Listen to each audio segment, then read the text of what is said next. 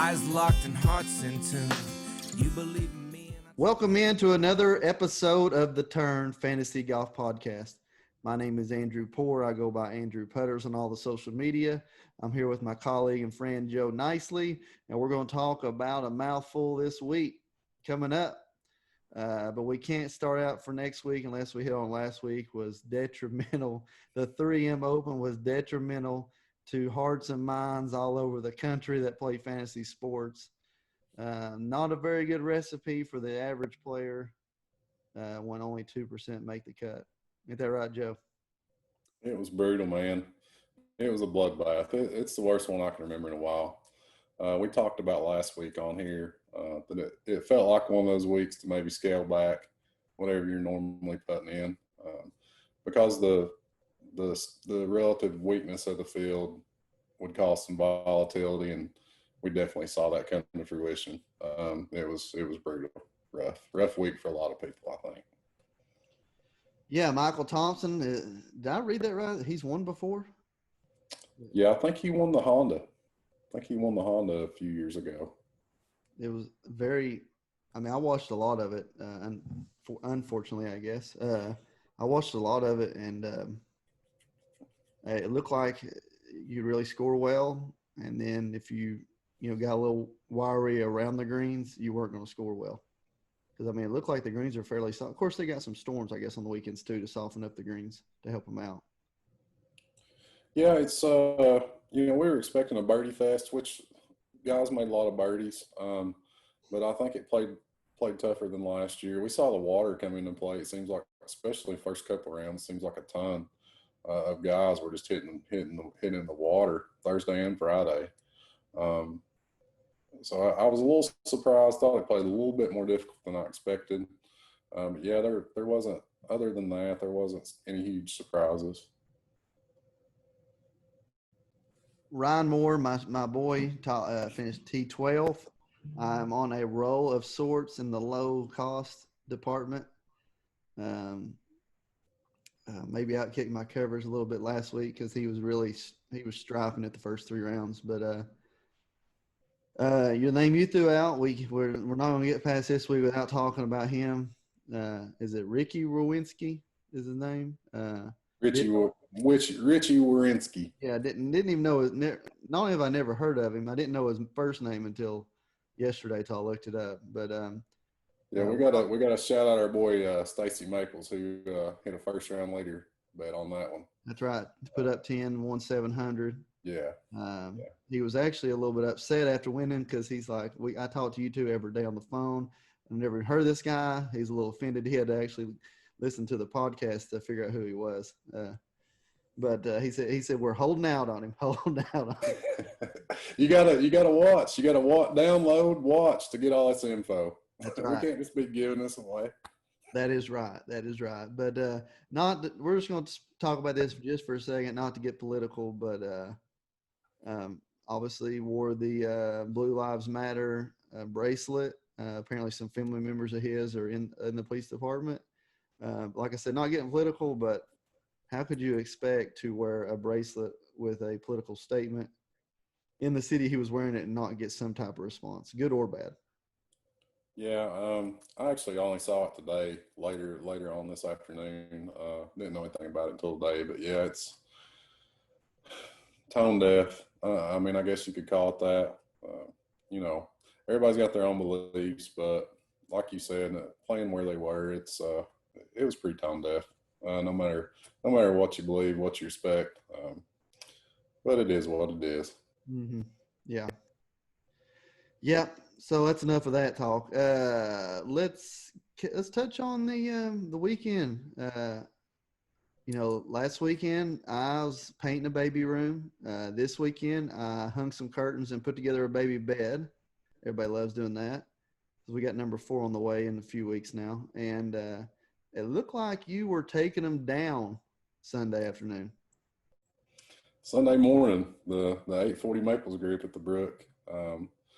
Played with some buddies, played with Stacy and Justin, Donnie Dots. He had a friend in from South Carolina, Joey, great guy. Got to meet him this weekend. I played with those guys Saturday afternoon. I played horrible. Then we played Sunday morning, played a little match, mixed it up a little bit. We played a little Scottish low ball, and I don't know what anybody's religious affiliations are, but me and Mate straight baptized them boys over to Brook. It was bad. I think it was like 15-3. It was a rough day for the opposite team. But man, we had fun. We love those guys. It's all good fun, and they'll probably get us next weekend. But yeah, we were doing it. We were doing it. Me and Mate, we were throwing it down at the Brook Sunday. Yeah, man. And from the looks of things, the challenge was thrown out on Twitter. It looks like me and Mr. Cupcake Chase Buckner is going to play a couple of young punks at the Brook in a few weeks. I don't know. They said the match is already set, but they hadn't even contacted me yet. That sounds like typical young guys. Like, yep, the match, we're ready to go without talking to you. But yeah, man, I'm really looking forward to that. We'll be over there. We'll be covering that one when it happens. There will definitely. Things could get out of hand. We got to get Drew, you get Maples. We'll have some commentators going. So that'll be a ton of fun when we get that set up. Yeah, and let me just go ahead and throw this out here right now. Those two kids have zero chance of taking us down. Zero. Do you think experience is going to win out on that one? Yeah, exactly. Zero chance. Speaking of kids, I got to give a special little shout out to a young friend of the podcast, Mr. Bowen Brantley. He's an upcoming sophomore in high school, and he was playing in the 5-star prep masters today. I think he's tied for 9th after day 1. He plays over at the Brook all the time. Know his dad and his uncle. They're really good friends. Good people. Kid's an unbelievably hard worker. He's over there playing golf all the time. So just wanted to give a word of encouragement to Bowen this week. Go get him. Yeah, we have a bunch of young talent in the area. Always up and coming talent at the Brook. There's a pedigree of kids that have come through there and gone on to play big time D1. And matter of fact, there's a couple out there right now doing it. SEC golf. So, yeah, 5-star prep masters. I guess what you said is a 2-day event. The showcase basically for high school talent, boys and girls. So yeah, you can go follow them I think it's at 5-star preps, isn't it, on Twitter? Yeah, I think so, on Twitter. Yeah. Jesse Smithy, golf lover, probably most golf sicko lover that I see on social media, other than you, Joe. So. Go check him out. He's always pumping up kids from the local area, and he'll always has a good excuse to talk about golf. So on to this week. Like I said, a mouthful. WGC FedEx St. Jude Invitationals. I've been here a while, maybe since I'm thinking it's always been played in Memphis. Used to be the Memphis Open. Played. I can't remember what the name of the golf course it was, but now I think around mid-90s it switched over to the TPC Southwind, which is where it is now, which is actually a par 71. They make number 5 a par 4, so it turned into a par 70, 7,244-yard golf course. Used to be like 20 low 20 under, won this thing 22, 23, 24 under until the redesign in 04, which I believe they went to 100% Bermuda greens from bent. Since then, the scores have been considerably lower. I'm pretty sure they have not. The course record hadn't been tied or anything like that since that time period. So I got some firsthand knowledge about this place. I was able to caddy there in '99 for our Club Pro from Beaverbrook's Club Pro qualified for that week, and so I know the course a little bit. And that was back in '99, so that was 21 years ago. But interesting pairing. He played with Ted Purdy and the young Rory Sabatini at the time, and this is going to be right up the alley with what the Travelers was like, if you remember that. You got to be in the fairway, and you got to hit your long irons very well, or your irons well. Probably a little bit longer than that Travelers played. The Zoysia fairways, as a rule of thumb, Zoysia is a very soft grass, so if there's any water on it at all, it will, I'm not going to say plug, but you won't get the rollout in the fairway like you will Bermuda fairways. So it's going to feel longer than than the actual yardage, if that makes any sense, Joe. Yeah, it is. It's going to play longer than like you said, than the yardage on the scorecard, because there are some very long par fours, dog legs, I believe. We'll see several of those. Tons of water, tons of bunkers out there. I think it's going to play fairly tough for these guys. It's gave them a pretty good test the last few times out, so I expect it to play pretty tough this week. Yeah, I'm thinking maybe, especially as little bit of rain as we've had over the south, I'm thinking, 13, 14 under probably. Yeah. The conditions are definitely going to be something to contend with. I mean, we're in East Tennessee. Obviously, Memphis is on the other side of the state, but it's even more humid there. And we've had some unbelievably hot weather. So I expect it to just be brutal on these guys. You got to figure that's going to come into play a little bit, whether they get worn down over the week as the week goes on. But I think it's going to make it play a little bit tougher. Absolutely. And who knows? I think there's chance of thunderstorms, but this time of year, thunderstorm could happen anytime in Tennessee. I do know that it is hot there. Like Joe said, it's miserably hot. We always hear about it being hot in Memphis. It is. It's miserably humid. It's the home of barbecue in the South. You just name it. That's what you're going to get in Memphis, and it's going to be really hot. Pretty good field though. Definitely different from last week. So if you start from the top down, we got Rahm back, we got DeChambeau back, got Rory back. Where are you at the top, Joe? All those guys you named off are great options. Even though this is a WGC field and there's tons of elite players in it, it still feels kind of top heavy to me. You feel like you need to go up to the top of the board this week. These WGC events, we see some big time players win these things over the years. Not only this event, but all the WGCs. Tiger dominated them obviously for years. DJ, Rory, Brooks. See, big time guys win these events, and you feel like the winner's probably going to come from the top of the board up here, 10 and up, 9 and up in that range.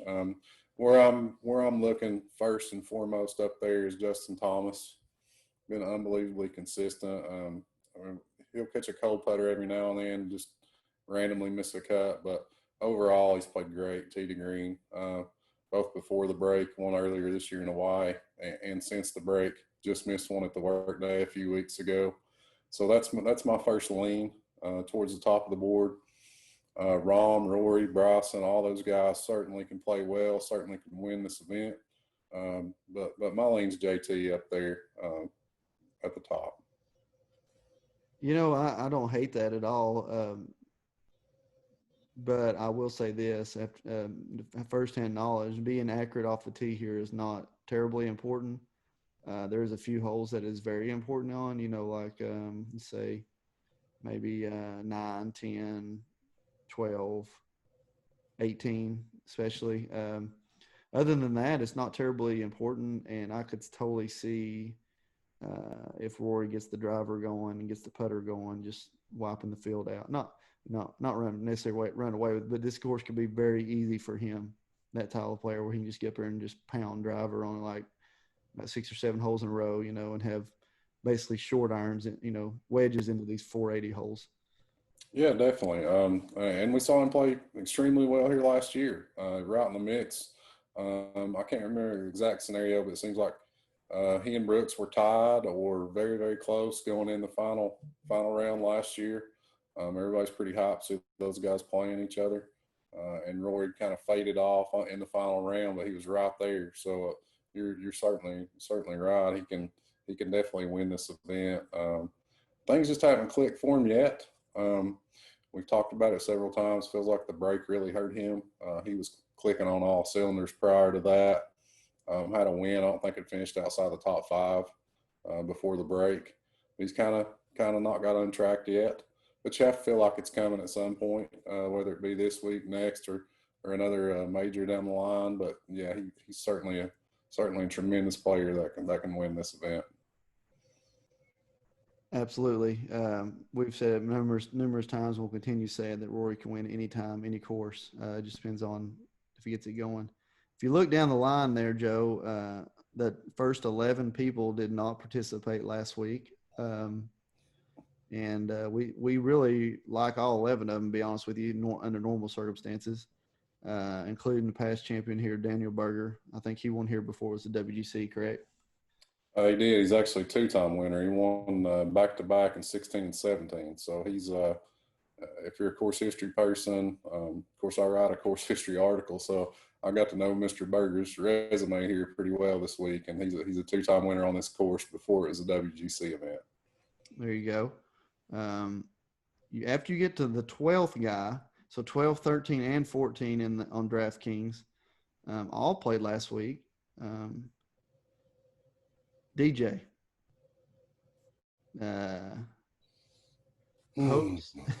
Post win. Do we have another nose injury? What are you thinking? I think DJ's been celebrating a little bit too much. Yeah. But yeah, man, DJ's a former winner here. Certainly, you think he can play well here, but I just don't know where to put him right now. Last week, we were thinking maybe coming off a missed cut, he might bounce back. We've seen him do that several times throughout his career, but it was ugly from the start. It was ugly from the start, just like it looked at Memorial, where he shot 80-80 at Memorial, and it was more of the same last week. So, and with this being the week before a major, we've got the PGA Championship coming up next week. With this being the week before a major, a WGC event with guaranteed money. Once these guys hit one shot, we've been down that road, and it's going to be extremely hot out there. You have to wonder about DJ maybe going out there playing one round or something, maybe not feeling well, not playing well, and just shipping it, man. Getting on back to Cali and getting ready for the PGA. I mean, I think it's definitely a concern with him this week. So I won't be going there with DJ this week. Yeah. I watched him on Thursday because I got on Twitter and they have the free air hour or whatever showing it. Showed him hitting balls when he was dropping it. Played the first 3 holes. Looked unbelievable. Right down the middle. 10 feet. I think made 1 or 2 of them maybe. And then full 10 cup on 18, 78 WD. That's pretty much where we're at. I'm not buying the back injury whatsoever. No, I don't either. I think his game's a lot of sorts right now. I'm not sure what's going on, but I'm with you. I'm not buying the back injury thing, whether it's mental or physical. Something's going on, but I wouldn't expect that it's actually a back injury. 18 was producing some 10 cut moments last week. That hole was playing crazy, especially in the couple opening rounds, man. Guys were blowing up there, going for it, hitting it in the water multiple times. It was nuts. It was kind of fun, actually, except all the guys that were hitting in the water I had. other than that, it's pretty cool to watch. But yeah, definitely some 10 cut moments out there on 18 at the 3M.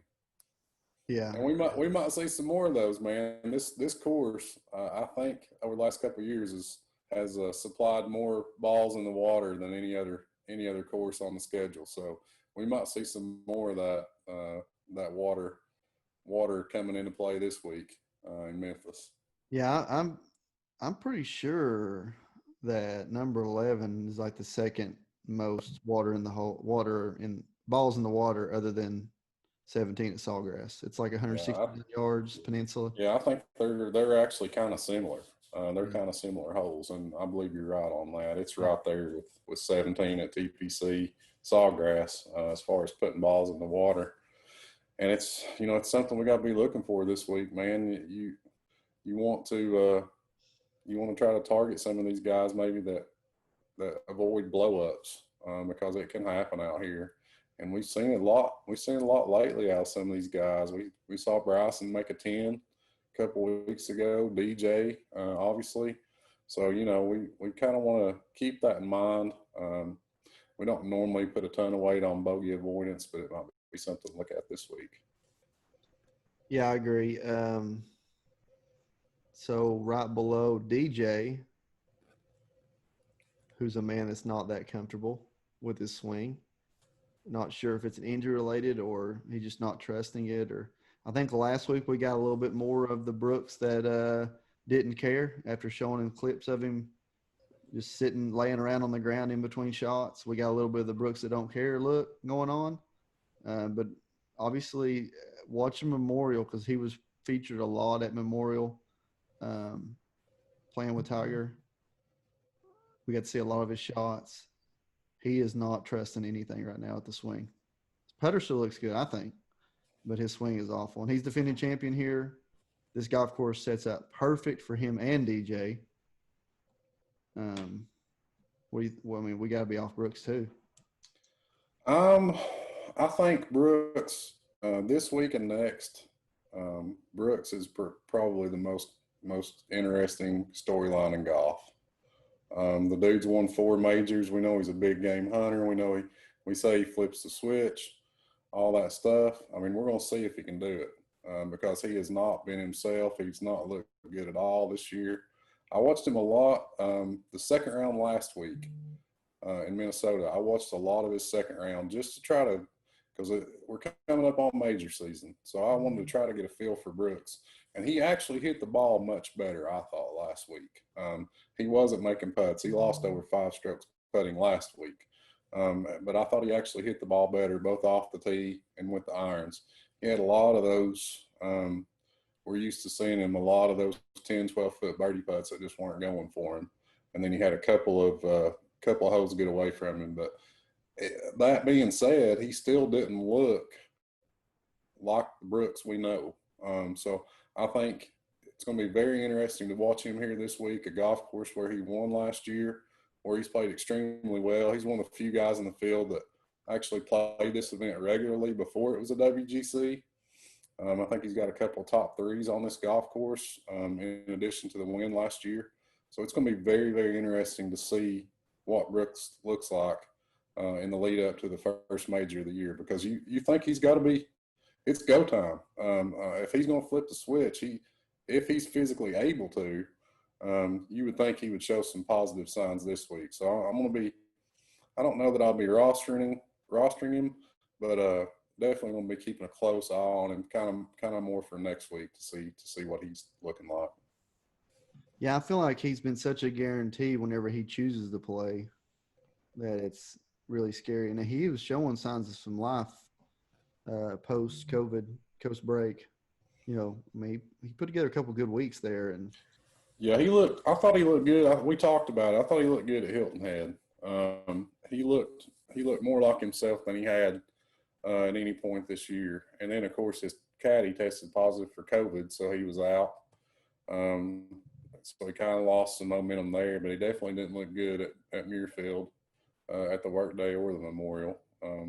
Last week, I would argue was, probably a step in the right direction, at least ball striking wise. The numbers were better. He still looked uncomfortable out there at times with his knee, kind of like you said, sitting down. Seemed like he's trying to work his knee out, but it'd be really interesting to watch him this week just to try to get a feel for next week, if he's going to physically be able to flip that switch. We know mentally that he does, and physically it's always come with him, but maybe he's just not able to right now. But he's an interesting play this week, and also odds-wise, 33-1 is kind of a juicy little number on Brooksy this week. Sounds like that's where we know you're going to be. Yeah. Right below him, I'm going to go ahead and hit the mute button and give you the stage. Tony Finau. Go ahead, Joe. Man. I can't do it with Tony, man. I'm telling you. The guy, I'm emotionally attached to Tony. When we all, our group of buddies first started playing PGA DFS, like 3-4 years ago, there were 2 guys that I would roster anytime they were in the field. Because I didn't know better, but also because they were names that not a lot of people knew. And those 2 guys were Brooks Koepka and Tony Finau. Nobody knew how to even say either one of their names. So I go way back with Tony. I kind of feel like he's a little discovery mind back in the day, and I've watched him get better and improve. But I'm just not watching him win because he never does, man. And it is emotionally draining. It's like having a kid that goes to school and the principal and the teacher and the guidance counselor, they all like, man, your kid tests great. Your kid's testing at gifted levels. And then when the kid comes home, they got a report card that's all C's. That's what I feel like the deal is with Tony. Like, he's got an A+ game, but he repeatedly turns in C performances in all these tournaments, especially last week, where he's undoubtedly the class of the field in that tournament. The event's right there for the taking in the final round, goes out, has the lead early. And just maybe it's because I think all personality types can succeed in golf and in sports. But I think to truly be great, to truly be a winner, you have to have at least a little bit of a mean streak. And I don't know that Tony has that. I don't know that he's developed that killer instinct on the golf course. We all know he's an amazing, great guy off the golf course. But he's going to have to develop a little bit of a mean streak, a killer instinct in order to close these things out, man. And he's just not doing it right now. He's playing great, trending in the right direction. This golf course sets up well for him. He's a great DFS play this week, but it's just so frustrating to see him not be able to win golf tournaments, being the caliber player that he is. I'm done now. I'm done now. Hey, get me off, Tony. Just for the listeners out there and talking about our group of guys that we talk sports with, we're talking about Tony Fina and Brooks Kopeka and Kevin Chappelle. That's what we got going with our group. But that's it. I'm gonna scroll on down a little bit, and an interesting guy, very interesting this week. However, the heat and the guaranteed money is very, very questionable for me. The guy that I used to roster in all these events back in our little fantasy league, Jason Day. I know his iron game is nothing to be lovely about, but he bombs it. He'll have short irons into these greens, and if he gets hot with a putter, however, it is a concern with the heat. The major next week, should he play 2 or 3 rounds and quit and get ready for next week? Who knows? Yeah. I think it's always a concern. I mean, he's one of those guys where that's always a concern with him. It's something you've got in the back of your mind all the time. And like you said, with the major next week, the heat this week, this is a tough golf course. He's been playing a lot. So like you said, I mean, yes, he has looked much, much better, looked more like the Jason Day that we've known for years. But that's always in the back of your mind. Is he going to WD on you? Yeah. And this has forced me, since I've kind of been talking about that driving accuracy is not hugely important here, it has forced me into a conversation that I didn't want to get into, and that's Jordan Spieth. Don't say it, man. Do not say it. I can't do a Tony Finau and a Jordan Spieth deal. Don't do it. Literally first 3 holes are just bomb and hit it, find it or bomb it and go get it holes. And that's, I just think if he gets hot with a putter, man, he doesn't have to worry about blowing one out of bounds on the 12th hole. Well, let me add a little fuel to the fire in that he gained over 5 strokes with his irons at the Memorial. So I'll throw that at you and just give you a little something more to think about with him. He played good at the Memorial. Yeah, I mean, I understand. He did. The off the tee still the thing. I mean, I think you were saying it's just you never know when it's coming with him, but irons look great at Memorial. So yeah, I hear you with him. But I don't know if I can get there myself. But I feel you. Yeah, if you love vets, there's a ton of vets in that low range cost. Henrik Stenson hadn't come back and played yet first tournament. He's obviously low, and I mean, we know where his talent level is, and he's getting a little up there in age, but he can still get there. I'll be honest with you. I listened to the Bubba Watson interviews on Foreplay on Barstool. Every time I think about not liking Bubba, I'll find out something else about him, and I like him even more. It's just going to be hard. But from what you said before about thoughts of you never know with the guaranteed money, I feel like if we get in these lower ranges, these guys have a little bit more, say, pride about them, but they're more grinders in the lower range than there is in the upper range. Yeah, there are, especially in that 7K range. There's a lot of veterans in there. I mean, you can argue whether they're a little dusty or not as far as age, but you got those guys in there like Poulter, Matt Kuchar, Leishman, Nah. I mean, just some grinder type dudes that really aren't that good at form, which kind of makes you hesitant. But you also got a feeling like this is going to be a hot, rough, mean, grinded out fairways and greens kind of deal.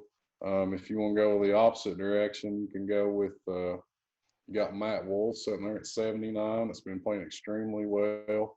We know how explosive he is. In these no-cut events, we do want to find some guys that can rack up birdies for 4 rounds. Obviously, you want to have a winner and some really high finishers, but in these no-cut events, you want guys that can score all 4 days, and Wolf certainly can. He's been gaining strokes off the tee and on approach. His last couple starts looked well. Almost won there at the Rocket. So I think he had a top 25 in this event last year. So he's seen the course. So he's kind of an intriguing guy. But yeah, like you said, man, it's kind of tough there as you start getting down. You get in these grinder guys. You're looking for somebody that's maybe hoping to score a big payday down there. Bottom of the 7s, you got Bubba, like you said, he was 9,900 last week and missed the cut. Dropped all the way down in price. But can he bounce back? Max Homa, who we talked about last week and ended up playing extremely well, had a T3 in Minnesota. He's been striking the ball great. He's got some experience on this course. Hadn't really played great here in his previous trips, but he's playing really well. And then after that, you start getting down into the 6s.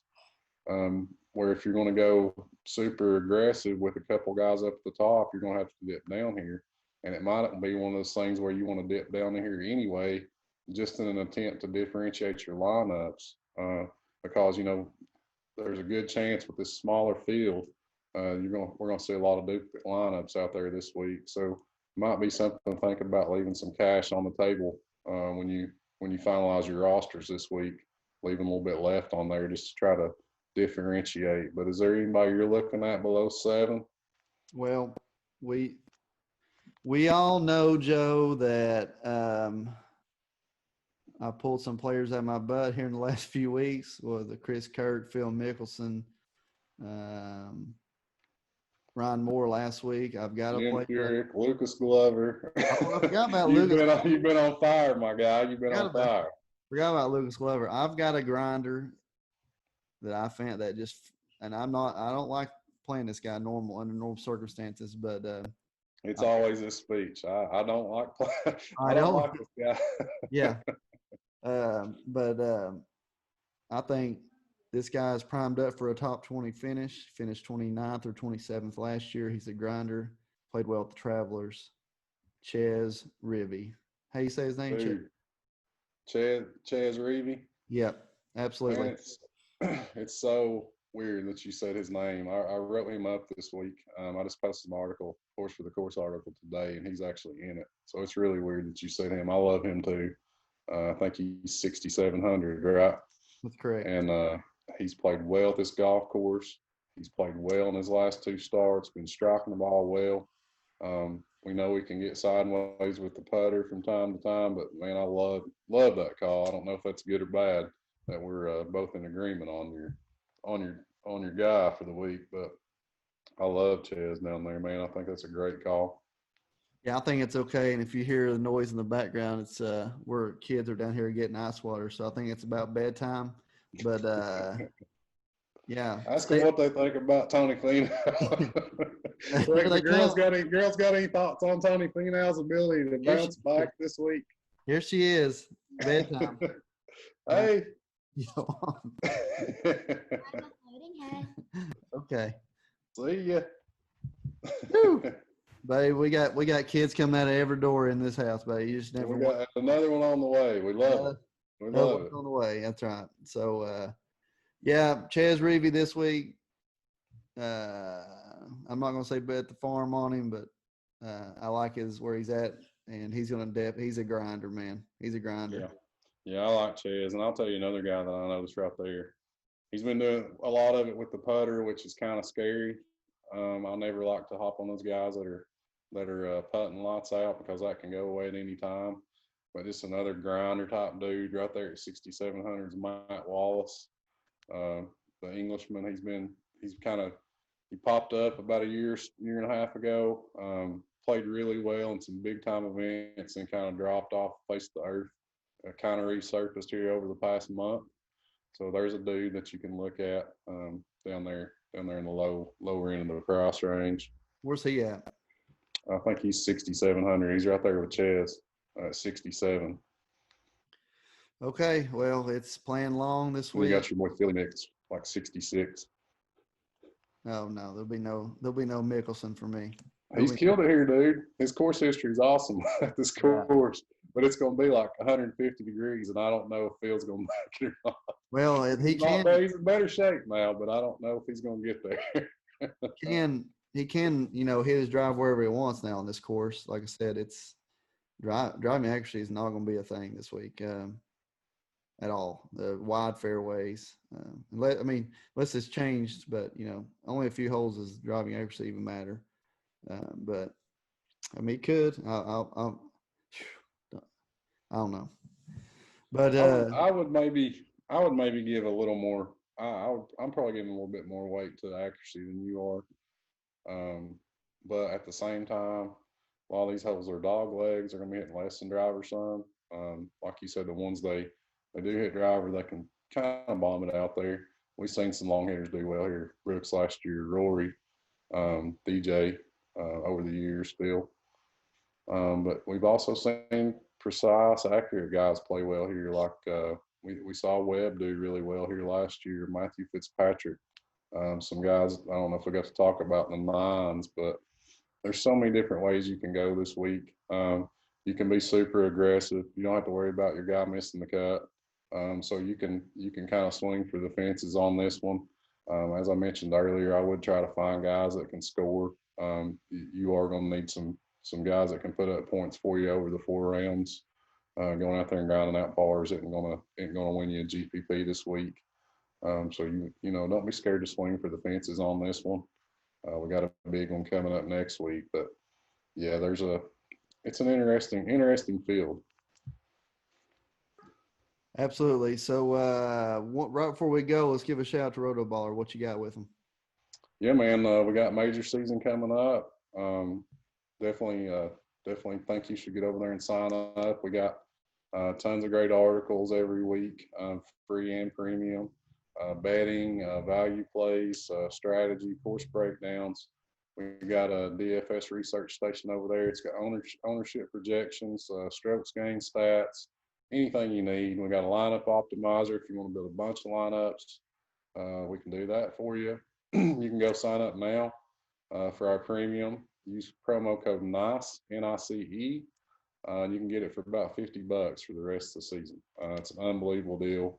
We feel like our content is top notch, so I hope you go there and check it out. Absolutely, rotoballer.com. Thankful for everything they do for us, and you guys have listened to the Turn Fantasy Golf podcast. Good luck and make lots of birdies. See you, Joe. All right, brother. See you. Heart and soul the love's about. Heart and soul the love's about.